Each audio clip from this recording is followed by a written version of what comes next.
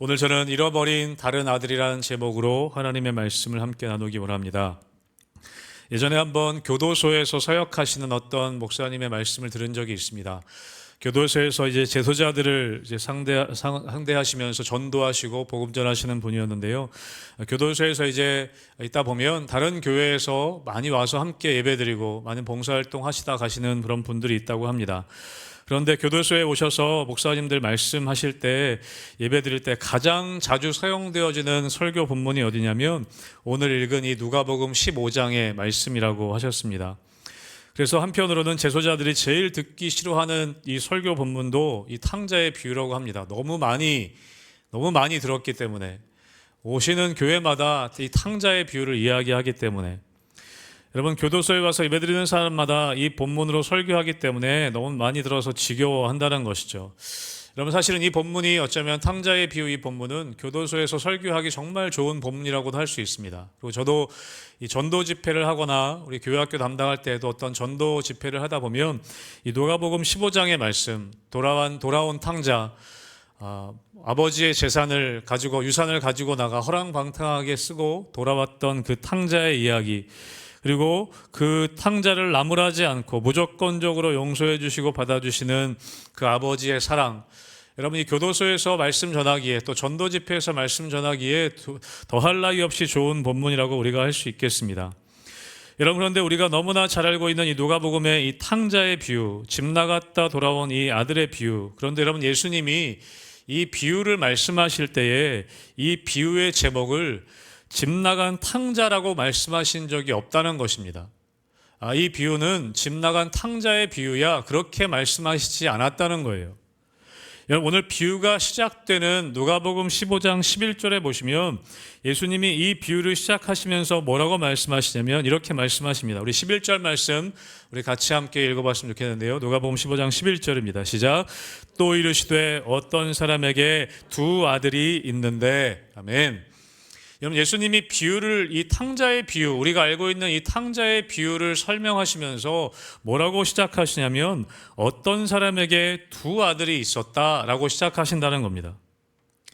예수님은 이 어떤 사람에게 두 아들이 있다고 설명하시면서 이 비유를 설명하십니다. 여러분, 사실은 그래서 굳이 이 비유의 제목을 달자면 탕자의 비유가 아니라 여러분, 두 아들에 관한 비유입니다. 두 아들의 비유라는 것이죠.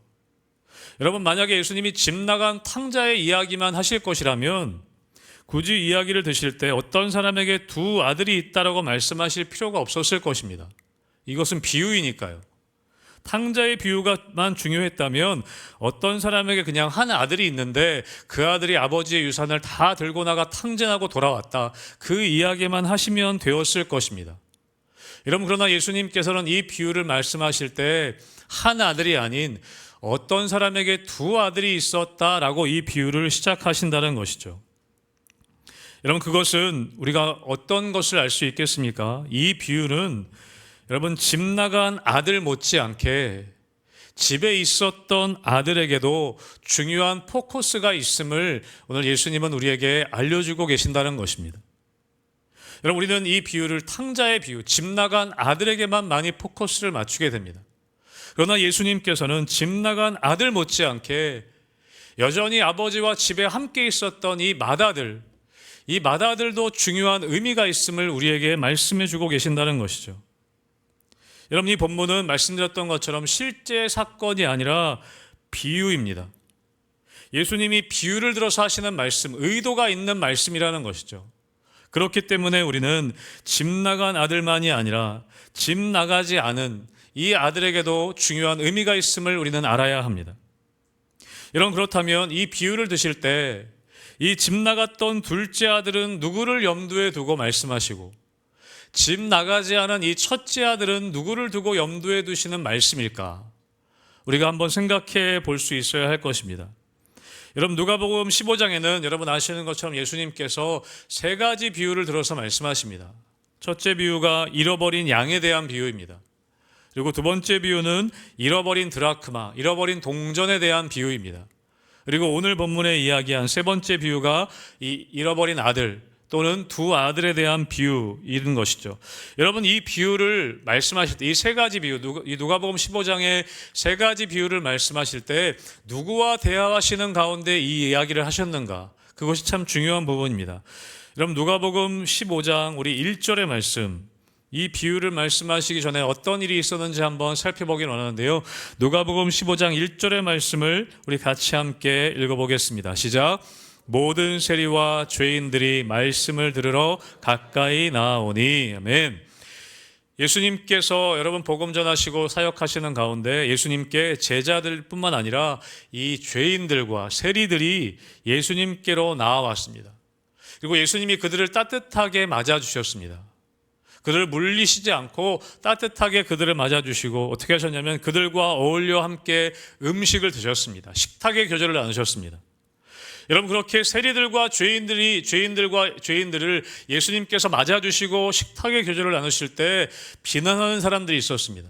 그게 누구냐면 바리새인과 서기관들이었습니다.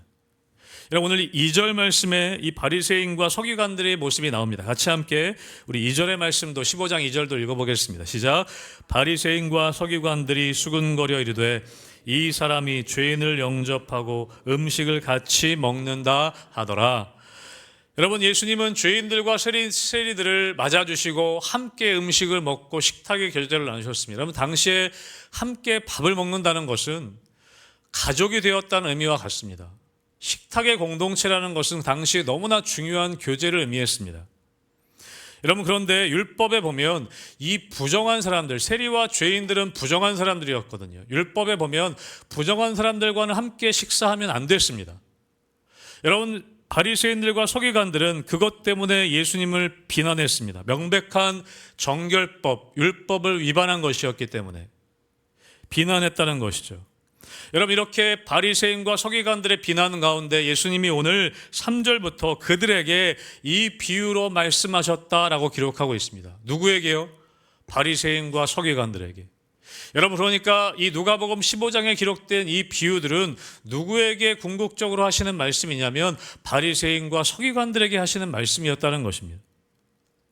여러분, 그렇기 때문에 우리가 오늘 읽은 이 잃어버린 아들, 이 두 아들에 대한 비유를 보면 여러분, 집 나간 탕자는 누구에게 비유할 수 있을까?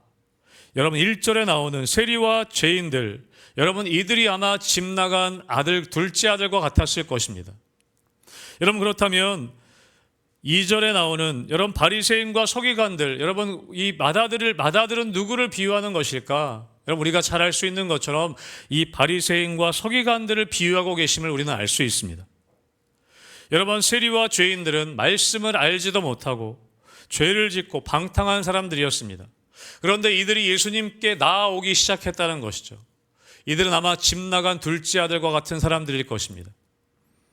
여러분, 그런데 마다들, 이 아버지와 늘 함께 있었던 마다들, 성경을 알고 말씀을 순종하고 예배드리기에 힘쓰고 꾸준히 기도했던 바리새인과 서기관들이 아마 마다들에 대한 비유였을 것이라고 우리는 추측할 수 있습니다. 여러분, 첫 번째 부류의 사람들, 바리새인들과 서기관이 아닌 여러분 이 세리와 죄인들이 첫 번째 부류의 사람들이 예수님께로 나오기 시작했습니다. 예수님이 그들을 받아주기 시작했을 때 두 번째 부류의 사람들, 바리새인과 서기관들이 수군거리기 시작했다는 것이죠. 그들은 세리와 죄인들이 예수님이 그들을 받아주시고 함께 식탁의 교제를 나누시는 것을 보고 수군거리기 시작했습니다. 여러분, 이 비유는 여러분 바리새인과 서기관들에게 말씀하시는 것을 우리는 알 수 있습니다.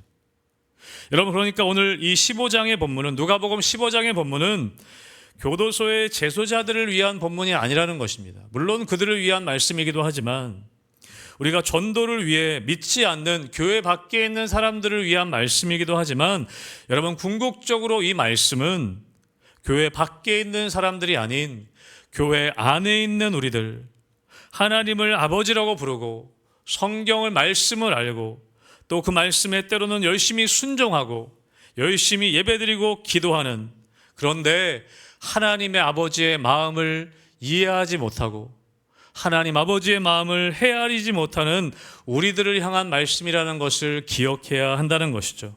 사랑하는 성도 여러분, 이 형의 모습을 통해서 우리의 모습을 다시 한번 돌아보게 되기를 주님의 이름으로 축복합니다. 여러분, 우리가 잘 알고 있는 우리 누가복음 15장 11절에서 24절까지 이 집 나간 탕자의 이야기는 반절의 이야기와 같습니다. 여러분, 잃어버린 탕자의 비유는 둘째 아들만의 이야기가 아니라는 것이죠. 이 집 안에 있었던, 집 안에 있지만 또 다른 잃어버린 아들, 이 맏아들의 이야기라는 것을 우리는 알 수 있습니다. 여러분, 11절부터 24절까지 아버지의 유산을 가지고 나가 탕진하고 돌아온 둘째 아들 모습. 여러분, 어쩌면 우리 예배드리는 성도님들 가운데 이러한 모습의 둘째 아들과 같은 모습의 분들이 있을 줄로 압니다. 여러분, 그런데 우리가 많은 경우에는 우리가 예배드리는 여러분들 가운데, 우리 가운데에는 이미 집 나가서 돌아왔다가 함께 예배하고 함께 말씀 보고 함께 교제하고 봉사하고 그러면서 점점 우리가 맏아들과 같은 모습으로 변해가는 우리의 모습을 발견할 수 있다는 것이죠. 여러분, 우리는 집 나가지 않은 첫째 아들이 되기가 쉽습니다. 집 나갔다 돌아왔어도 우리가 신앙생활 계속 해나가는 가운데 집은 나가지 않는데, 더 이상 집은 나가지 않는데 또 다른 잃어버린 아들과 같은 맏아들의 모습이 우리의 모습이 될 때가 있다는 것입니다. 여러분, 둘째 아들은 실패와 고난을 통해서 자신이 정말 무엇을 잃어버렸는지 발견하였습니다. 그리고 돌아왔습니다. 여러분, 그런데 맏아들은 집에 있으면서도 자신이 무엇을 잃어버렸는지, 자기가 무엇을 잃어버리고 사는지도 모르고 있다는 것을 오늘 말씀하고 있다는 것이죠. 여러분, 우리는 신앙생활 해나 나가는 가운데 이럴 수 있습니다. 정말 중요한 것을 잃어버리고 정말 중요하지 않는 것들을 붙잡고 살아가는 우리의 모습을 볼 때가 있다는 것입니다. 여러분, 저에게는 5살 밑에 남동생이 있습니다. 5살 밑에 남동생인데 제가 근데 어렴풋이 기억나는 게 뭐냐면 저희 남동생 돌잔치 때가 어렴풋이 기억이 납니다. 저도 아주 어렸을 때이긴 하지만 여러분, 예전에는 다 집에서 돌잔치 하시지 않았습니까? 저희도 어렸을 때 저희 이제 막내였기 때문에 막내 아들 돌잔치를 아주 그냥 굉장히 화려하게 했습니다. 어머니가 음식을 막 많이 차리시고 동네 사람들도 초대하고 많은 사람들이 여기서 축하해 주시고 돌상 차려놓고 잔치 분위기였습니다. 그런데 저희 할머니가 화장실에 가시다가 너무 놀라서 비명을 지르셨어요. 다 쳐다봤습니다. 왜 그런지, 무슨 일이 일어났는지. 근데 어떤 일이 일어났냐면 저희 동생이 그 돌이었던 아이가 기어서 화장실에 들어가 가지고요. 당시에 저희 욕조에 물이 가득 받아져 있었는데 욕조 안으로 들어간 거예요. 욕조 안에 들어가서 아마 허우적거리다가 저희 할머니가 발견하셨을 때는 이미 둥둥 떠 있었다고 합니다. 하마터면 정말 큰일 날 뻔했어요. 잔치 치르다가 초상을 치를 뻔했습니다. 할머니가 발견하시지 않았으면 정말 어떤 일이 일어났을지 제가 끔찍합니다. 여러분, 그 잔치 자리에 어쩌면 가장 중요한 거는 그 돌이었던 저희 동생이었을 것입니다. 여러분, 그런데 많은 사람들이 함께 즐거워하고 기뻐하는 가운데 여러분, 정말 중요한 그 한 사람을 우리는 잃어버린 것이죠. 여러분, 저는 그때 일을 생각하면 저의 신앙생활을 늘 돌아보게 됩니다. 내 신앙생활 가운데 열심히 뭔가 하고 있는데 내가 목사로서 목회자로서 뭔가 한다고 열심히 하는데 내가 정말 중요한 것은 잃어버리고 있지는 않은가? 그 잔치 자리 가운데 가장 중요한 것은 잊어버리고 우리끼리 즐겁고 우리끼리 기쁜 것은 아닌가? 우린 그것을 돌아봐야 한다는 것입니다. 사랑하는 성도 여러분, 자칫하면 우리가 하나님의 전에 있으면서 하나님을 믿고 뭔가 열심히 신앙생활하는 것 같은데 정작 중요한 것은 잃어버리고 또 무엇을 잃어버렸는지도 모른 채 우리가 살아갈 수 있다는 것을 우리는 기억해야 한다는 것입니다. 여러분, 오늘 맏아들은 무엇을 잃어버리고 살아가고 있는가? 여러분, 오늘 25절부터 우리가 읽은 말씀을 보면 내용은 우리가 잘 아는 이런 말씀입니다. 맏아들이 이제 열심히 밭에 가서 오늘도 일하고 돌아오는 길입니다. 오늘도 구슬땀을 흘려가면서 밭에서 열심히 일하면서 돌아왔습니다. 돌아오다 보니까 멀리 집이 있는데 풍악 소리와 춤추는 소리가 들려지게 된 것이죠. 오늘 25절의 말씀이 그렇습니다. 그때 종에게 무슨 일인지 한번 알아보고 와라라고 얘기했습니다. 뛰어가서 알아보고 오니까 오늘 26절에 27절에 그 종이 뭐라고 합니까? 당신의 동생이 돌아왔습니다. 당신의 아버지가 건강한 그 동생을 맞아들여서 살찐 송아지를 잡고 지금 잔치를 벌이고 있습니다. 아마 흥분해서 그 종이 이야기했을 것입니다. 여러분, 당신의 동생이 돌아왔습니다. 여러분, 그때 맏아들이 어떻게 반응했는가? 여러분, 우리 15장 28절의 말씀을 같이 함께 읽어보겠습니다. 15장 28절입니다. 시작. 그가 노하여 들어가고자 하지 아니하거늘 아버지가 나와서 권한대. 여러분, 맏아들이 어떻게 반응합니까? 아마 이 소식을 전했던 종은 그 맏아들이 기뻐할 것이라고 생각하고 소식을 전했을 것입니다. 여러분, 그런데 그 맏아들이 어떻게 합니까? 어떻게 반응합니까? 그가 노하였다라고 기록되어 있습니다. 분노하였습니다. 여러분, 그 맏아들은 분노하였습니다. 여러분, 모든 사람들이 기뻐하고 있는 그 자리 가운데 그 소식을 들은 맏아들은 지금 분노하고 있습니다. 여러분, 왜 분노했을까요? 여러분, 그 밖에 분노하고 있는 그 맏아들의 이야기를 듣고 아버지가 뛰어나옵니다. 28절에 이야기하죠. 뒷부분에 얘기합니다. 아버지가 나와서 권한대. 아버지가 그 이야기를 듣고 뛰쳐나와서 그 아들을 붙잡습니다. 네 동생이 돌아왔다. 들어가서 함께 잔치에 참여해라. 여러분, 그럴 때 이 맏아들이 뭐라고 대답합니까? 우리 29절의 말씀도 다시 한번 같이 읽어보겠습니다. 29절입니다. 시작. 아버지께 대답하여 이르되 내가 여러 해 아버지를 섬겨 명을 어김이 없거늘 내게는 염소 새끼라도 주어 나와 내 벗으로 즐겁게 하신 일이 없더니. 여러분, 분노하여서 아버지에게 대답합니다. 내가 여러 해 동안 아버지를 섬겨서 명을 어긴 일이 없는데 내게는 염소 새끼라도 주어 내 벗으로 즐기게 하신 일이 없습니다. 여러분, 오늘 맏아들은 뭐라고 얘기하고 있습니까? 나는 내 아버지를 섬겼는데, 당신을 아버지를 열심히 섬겼는데. 여러분, 그런데 여기서 섬기다라는 이 단어가요, 어떤 단어이냐면, 여러분, 원래 원어에 보면 이 섬기다는 단어는 아버지와 아들의 관계에서는 사용하지 않는 단어라고 합니다. 이 단어는 원래 주인과 노예의 관계, 주인과 종의 관계 동안에 그런 쓰는 단어라고 합니다. 여러분, 오늘 이 맏아들은 오늘 뭐라고 얘기하고 있는 거냐면, 내가 여러 해 동안 아버지를 열심히 섬기고 명을 어김이 없는데 나에게는 염소 새끼 한 마리도 준 적이 없지 않습니까? 여러분, 이 맏아들이 지금 이야기하는 것은 무엇이냐면, 내가 열심히 지금 일했는데 왜 보상해 주시지 않느냐는 것입니다.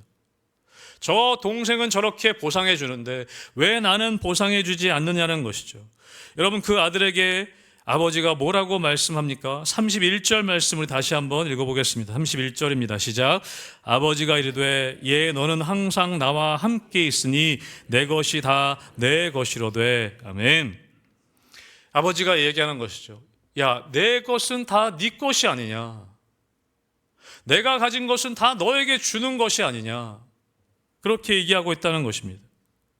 여러분, 지금 맏아들은 자기가 누리고 있는 모든 것들이 아버지로부터 받은 것이라는 것을 잊어버리고 있습니다.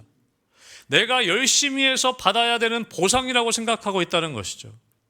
사랑하는 성도 여러분, 이 아들은 지금 기쁨을 잃어버렸습니다. 그 집에서 아버지와 함께 있는 기쁨을 잃어버렸습니다. 그리고 그가 가지고 있는 것들은 내가 열심히 일해서 받게 되는 보상이라고 여겨지는 것을 보고 있다는 것이죠. 사랑하는 성도 여러분, 우리가 그 기쁨을 잃어버릴 때, 여러분, 이 기쁨을 잃어버린 이유가 무엇입니까? 자기가 누리고 있는 것들이 아버지께로부터 받은 은혜라는 것을 잊어버렸기 때문입니다. 이건 내가 열심히 일해서 받은 보상이라고 생각하는 것이죠. 그런데 아버지는 이야기하고 있습니다. 내가 항상 너와 함께 있고 내가 가진 것은 다 내 것인데, 여러분, 그것이 은혜인 것을 여러분, 이 맏아들은 깨닫지 못하고 있다는 것입니다. 사랑하는 성도 여러분, 우리 가운데 은혜가 사라질 때 여러분, 기쁨은 사라지고 원망이 남게 됩니다. 여러분, 우리가 신앙생활하는 가운데 여러분, 은혜가 사라지면 여러분, 우리 가운데 열심히 봉사하는 것은요, 여러분, 보상을 위한 일이 되는 것입니다. 여러분, 은혜가 사라질 때 여러분, 우리가 교회 안에서 감당하는 모든 일들은 예배조차도 여러분, 이것은 보상을 위한 어떤 일이 될 수밖에 없다는 것입니다. 내가 이렇게 열심히 하는데. 사랑하는 성도 여러분, 여러분 보상을 위해서 일하시는 것이 아니라 여러분 은혜로 사역하게 되시기를 주님의 이름으로 축복합니다. 은혜로 사역하는 것. 나에게 주어진 것이 내가 일해서 얻은 것이라고 생각하게 될 때 여러분 우리 마음 가운데에는 불평과 원망과 때로는 분노가 남게 되는 것입니다. 여러분 제가 청년 때 그런 경험을 한 적이 있습니다. 여러분 청년 때 정말 열심히 교회 사역했거든요. 주일날 정말 새벽부터 일부 예배 찬양 선양 성가대 했었습니다. 일부 예배 성가대 하려면 5시 반쯤엔 일어나야 됩니다. 그리고 여러분 당시 예전에는 저녁 예배 있지 않았습니까? 저녁 예배 찬양팀까지 섬겼습니다. 그럼 집에 가면 밤 10시가 됐어요. 아침에 주일날 새벽부터 밤 10시까지 여러분 정말 기쁨이 있었습니다. 제가 청년 돼서 청년 1학년 때부터 대학생 1학년 때부터 열심히 사역했거든요. 너무 기뻤어요. 여러분 그런데 그것이 계속되다 보니까 여러분 어느 순간 제 안에 원망이 생기기 시작했습니다. 내가 열심히 일하는데 아무도 알아주지 않는 거예요. 사람들이 저에게 야, 너 수고한다 그런 말을 아무도 안 해주는 거예요. 때로는 저를 불러다가 뭘 자꾸 시키시더라고요. 제가 그래서 어느 날 주일날 오전 예배 드리고 도망가 버렸습니다. 주일 오후에 제가 맡은 일이 너무 많았었는데 여러 가지 찬양팀도 해야 되고 뭐도 맡고 뭐 오후 예배 때 뭐도 해야 되고 하는데 그냥 도망가 버렸어요. 나중에 제가 깨달았던 거, 내가 교만했구나. 내가 은혜 없이 일했구나 라는 것을 깨달았습니다. 사람들에게 칭찬받으려고 일했구나 라는 것을 깨달았습니다. 여러분 요한계시록에 보면 요한계시록 앞부분에 보면 하나님께서 소아시아 교회 7교회들을 이렇게 책망하시고 칭찬하시는 그런 말씀들이 있습니다. 여러분 요한계시록 2장에 보면 하나님께서 에베소 교회에 대한 이야기를 하십니다. 여러분 에베소 교회에 대해서 이야기하시면 칭찬 일색입니다. 에베소 교회가 얼마나 열심히 잘했는지 칭찬 일색이었습니다. 여러분 다른 교회들에 대한 이야기를 보면 다른 교회들은 책망도 많고 칭찬도 물론 있지만 책망이 대부분 많았거든요. 그런데 에베소 교회에 대해서만큼은 거의 다 칭찬 일색이었습니다. 내 행위와 수고와 내 인내를 알고 약한 자들을 용납하지 아니한 것과 자칭 사도라 하되 아닌 자들을 시험하여서 거짓된 것을 드러낸 것과 내가 참고 내 이름을 위하여 견디고 게으르지 아니한 것을 내가 안다. 여러분 이렇게 칭찬받은 교회가 사실 없습니다. 그런데 에베소 교회에 대해서 한 가지 하나님이 책망하십니다.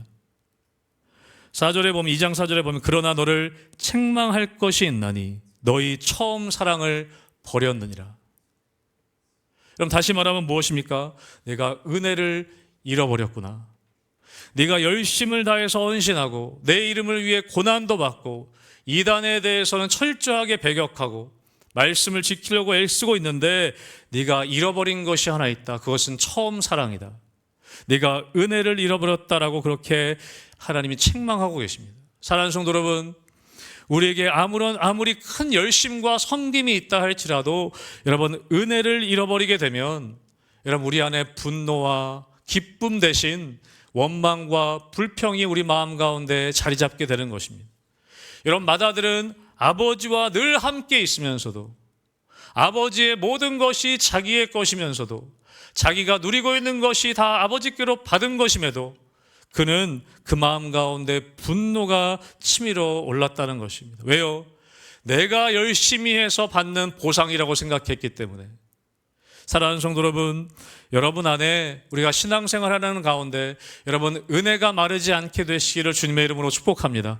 여러분 우리 교회를 위해서 기도하실 때 늘 기도하셔야 될 것이 바로 이것입니다. 하나님 우리 교회 가운데 은혜가 충만하게 하여 주시옵소서. 모든 성도들이 은혜를 입게 하여 주셔서 우리가 은혜로 사역할 수 있게 해주십시오. 내가 일한 것 때문에 보상받으려고 내가 열심히 일한 것을 칭찬받고 인정받으려고 하는 것이 아니라 하나님이 주신 은혜가 너무 크기 때문에 하나님이 주신 은혜가 너무 커서 내가 섬길 수밖에 없고 하나님이 주신 은혜가 너무 크기 때문에 내가 희생할 수밖에 없는 내가 봉사할 수밖에 없는 여러분 그러한 우리의 삶의 신앙생활이 될 수 있기를 주님의 이름으로 축복합니다. 여러분 맏아들은 기쁨을 잃어버렸습니다. 은혜를 놓쳤기 때문에 기쁨을 잃어버리는 삶을 살아갈 수밖에 없었다는 것이죠. 여러분 또 맏아들이 잃어버린 것은 무엇입니까? 여러분 오늘 29절 말씀 우리 한 번 더 읽어보도록 하겠습니다. 29절 다시 읽습니다. 시작. 아버지께 대답하여 이르되 내가 여러 해 아버지를 섬겨 명을 어김이 없거늘 내게는 염소 새끼라도 주어 나와 내 벗으로 즐기게 하신 일이 없더니. 아멘. 여러분 아까도 말씀드렸지만 아버지를 내가 열심히 섬겼는데, 아까 말씀드렸죠. 여러분 여기서 섬기다는 것은요, 이 단어는 아버지와 아들의 관계에서 사용하는 단어가 아닙니다. 주인과 노예의 관계, 종의 관계에서 사용되어지는 단어입니다. 여러분 그러니까 지금 마다들은요, 아버지와의 관계를 어떻게 이해하고 있냐면 주인과 종의 관계로 이해하고 있는 거예요. 나는 그냥 열심히 일하면 그 열심히 일하는 것에 대한 보상만 받으면 되는 관계로 일하고 있었던 것이죠. 여러분 우리의 신앙생활이 이렇게 될 수 있다는 것입니다. 우리 하나님과 나와의 관계가 그냥 창조주인, 저 하늘에 계신 창조주로서 신으로서의 하나님, 나는 그냥 이 땅에 살아가는 존재로서 어쩌면 주인과 노예와의 신분의 관계처럼 하나님 아버지의 관계가 그렇게 될 수 있다는 것이죠. 여러분 오늘 이 마다들은 지금 잃어버린 것이 무엇입니까? 아버지와의 친밀한 관계를 잃어버렸습니다. 내가 아버지의 아들이라는, 저 사람이 나의 아버지라는 그 친밀한 관계를 지금 잃어버리고 말았던 것입니다. 여러분 둘째 아들과 이 맏아들의 차이점이 무엇이었냐면, 둘째 아들은 집을 나갔다는 것입니다. 첫째 아들은 집에 있었다는 것입니다. 여러분 그러나 둘째 아들과 이 맏아들의 공통점은 무엇이냐면, 집을 나갔던 아들도, 집에 있었던 아들도 아버지와 멀어졌다는 것입니다. 아버지와 이미 멀어졌다는 거예요. 육체적으로 멀어진 둘째 아들만이 아니라 육체적으로는 가까이 있었지만 마음은 이미 멀어져 버렸다는 것입니다. 여러분 하나님과 관계가 멀어지는 두 가지 길이 있다는 것을 우리는 기억해야 합니다. 여러분 하나는 하나님의 말씀을 어기는 것을 통해서도 하나님과 멀어질 수 있습니다. 여러분 그러나 하나님의 모든 말씀을 열심히 지키는데도 하나님과 멀어질 수 있다는 것을 우리는 기억해야 합니다. 여러분 그것이 바리새인과 서기관들 아니었습니까? 열심히 기도했습니다. 열심히 금식했습니다. 여러분 율법 철저하게 지켰습니다. 그러나 하나님과는 점점점 멀어졌습니다. 여러분 맏아들은 아버지에게 아버지를 섬겨 명을 어긴 것이 없습니다. 그러면서 염소 새끼 한 마리 나에게 주신 일이 없지 않습니까? 그렇게 불평했습니다. 여러분 그러나 여러분 아버지는 아들에게 모든 것을 이미 주었습니다. 내가 너와 함께 있었고 내가 가진 것이 다 너희 것이다. 여러분 사실 여러분 유산을 나눠줄 때요, 여러분 둘째 아들에게만 유산을 준 것이 아닙니다. 우리가 읽지 않았지만 12절에 보면요, 그 살림을 각각 나누어 주었다라고 되어 있습니다. 이미 두 아들에게 유산을 이미 나누어 주었습니다. 그리고 더 많이, 둘째 아들보다 훨씬 더 많이 맏아들에게 이미 그 유산을 나누어 주었습니다. 그런데 오늘 여러분 맏아들은 이야기하는 것입니다. 나에게 염소 새끼 한 마리도 주신 일이 없지 않습니까? 여러분 하나님 아버지는 우리에게 모든 것을 주셨습니다. 여러분 이미 우리에게 모든 것을 부어주셨습니다. 여러분 로마서 5장 8절에 보면 이렇게 되어 있습니다. 같이 함께 말씀을 읽어볼까요? 로마서 5장 8절입니다. 시작. 우리가 아직 죄인 되었을 때에 그리스도께서 우리를 위하여 죽으심으로 하나님께서 우리에 대한 자기의 사랑을 확증하셨느니라. 아멘. 여러분 하나님께서는 예수 그리스도를 이 땅에 보내셔서 십자가에 죽게 하심을 통해 이미 모든 것을 주셨습니다. 그러면서 뭐라고 말씀하세요? 너희에 대한 나의 사랑을 내가 확증했다. 내가 너희들을 얼마나 사랑하는지 이미 다 보여주었다. 더 이상 보여줄 것이 없다. 내가 내 아들 예수를 보냄을 통해 내가 모든 것을 너희에게 주었다. 여러분 그런데 오늘 맏아들은 염소 새끼 한 마리도 나에게 주신 일이 없지 않습니까? 여러분 이게 우리의 모습이라는 거예요. 하나님 나를 왜 이렇게 대하십니까? 나에게 왜 이거 주시지 않습니까? 나에게 이것조차도 주시지 않습니까? 우리가 그렇게 원망하고 불평할 때가 있다는 것입니다. 여러분 왜 그렇습니까? 하나님 아버지의 마음을 모르기 때문에 그렇습니다. 하나님 아버지의 마음을 잃어버렸기 때문에 그렇습니다. 여러분 맏아들이 아버지를 잃어버렸다는 가장 큰 증거는 무엇이냐면 아버지의 마음을 이해하지 못하는 것입니다. 아버지의 마음을. 여러분, 종은요 주인의 마음을 알 필요가 없습니다. 그냥 시키는 것만 하면 됩니다. 그러나 아버지와 아들의 관계는 다르다는 것이죠. 여러분, 아들은 아버지의 마음을 이해해야 하는 것입니다. 아버지가 지금 무엇을 기뻐하시는지 이해해야 한다는 것이죠. 여러분, 그래서 오늘 누가복음 15장 32절에 보면 아버지의 마음을 지금 나타내고 있습니다. 32절의 말씀 같이 한번 읽어보겠습니다. 32절입니다. 시작. 이 내 동생은 죽었다가 살아났으며 내가 잃었다가 얻었기로 우리가 즐거워하고 기뻐하는 것이 마땅하다 하니라. 아멘. 야, 네 동생이 지금 죽었다가 살아왔다. 내가 잃었다가 얻었기 때문에 우리가 즐거워하고 기뻐하는 것이 마땅하지 않냐. 여러분, 그게 바로 아버지의 마음이라는 것입니다. 죽었다고 생각했던 아들이 돌아왔을 때 기뻐하는 그 마음이 아버지의 마음이라는 것이죠. 여러분, 맏아들은 그 아버지의 마음을 몰랐습니다. 왜 아버지께서 매일마다 그렇게 울고 계시는지, 왜 아버지께서 대문을 잠그시지 않고 매일 그렇게 문 앞을 서성거리시는지, 여러분, 그 심정을 이 맏아들은 헤아리지 못했다는 것입니다. 동생이 돌아와 아버지가 잔치를 벌일 때 함께 기뻐하지 못하고 오히려 분노하는 모습으로 아버지께 반응했다는 것이죠. 여러분, 이것이 바로 바리새인과 서기관들의 모습이었습니다. 우리가 아까 15장 2절 말씀 함께 읽지 않았습니까? 바리새인과 서기관들이 죄인들과 세리들이 예수님께 나와올 때 그들이 수군거렸습니다. 분노했습니다. 왜 저 예수라는 사람이 죄인들을 영접하고 함께 식탁에서 음식을 먹는가? 분노했다는 것이죠. 이런 복음서에 보면 예수님께서 계속해서 병자들을 고치시고 귀신을 쫓아내실 때 여러분, 그 병자들을 고치시는 것 가지고 바리새인들과 서기관들은 계속해서 트집을 잡고 비난했습니다. 왜 안식일에 그런 일을 행하냐? 여러분, 왜 그렇습니까? 여러분, 그들은 아버지의 마음, 하나님 아버지의 마음을 이미 잃어버린 지 오래가 되었습니다. 그들에게는 율법 자체만 남아 있었다는 것이죠. 그들은 문자적인 율법을 지키면서 그 말씀을, 율법을 만드신 하나님 아버지의 마음은 이해하지 못했다는 것입니다. 여러분, 우리가 신앙생활 할 때 이럴 수 있다는 거예요. 내가 말씀은 순종하려고 하고 기도하고 예배 열심히 드리고 하는데 여러분, 우리가 하나님 아버지의 마음은 이해하지 못할 수 있다는 것이죠. 여러분, 아버지의 마음을 이해했다면 여러분, 이 맏아들은 동생을 찾으러 나갔어야 했습니다. 아버지에게 그 동생이 돌아오기 이전에 수소문해서라도 동생을 찾으러 갔어야만 했습니다. 여러분, 하나님 아버지의 마음을 이해하게 될 때, 아버지가 무엇을 기뻐하시는지 이해하게 될 때 여러분, 우리에게 사명이 생기는 것입니다. 하나님이 기뻐하시는 일들을 내가 하려고 하는 것, 그것이 바로 사명인 것이죠. 여러분, 그런데 우리가 하나님 아버지의 마음을 잃어버리게 될 때 여러분, 우리는 열심히 신앙생활은 하지만 여러분, 하나님의 오히려 그것이 기쁨이 아닌 걱정거리가 될 때가 있다는 것입니다.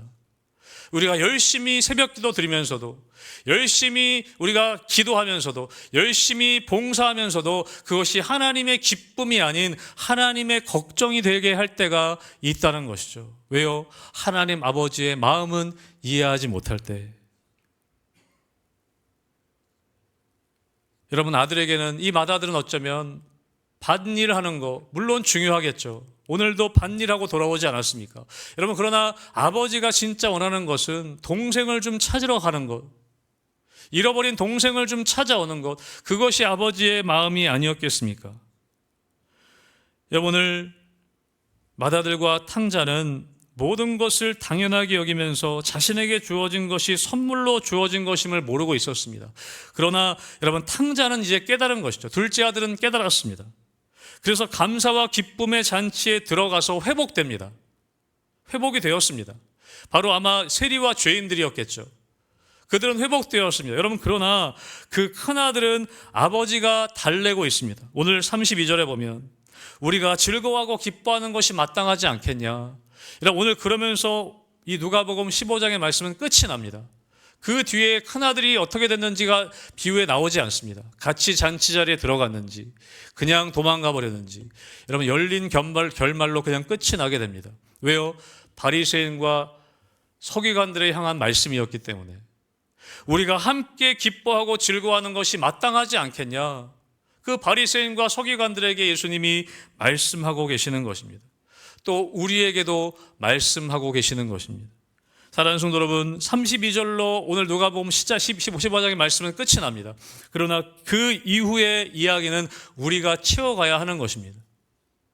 예수님께서 그 마다들을 다시 초청하실 때, 여러분, 우리의 마음 가운데 기쁨을 잃어버리고 하나님 아버지의 마음을 잃어버리고 우리가 신앙생활은 해나가지만 기쁨은 잃어버린 채 원망과 불평이 우리 마음 가운데 가득하고 십자가의 그 첫사랑, 에베소 교회가 잃어버렸던 그 처음 사랑을 잃어버린 채 우리가 그냥 신앙생활하고 있는 우리들에게 예수님께서 오늘 우리에게 초청하고 계신 것입니다.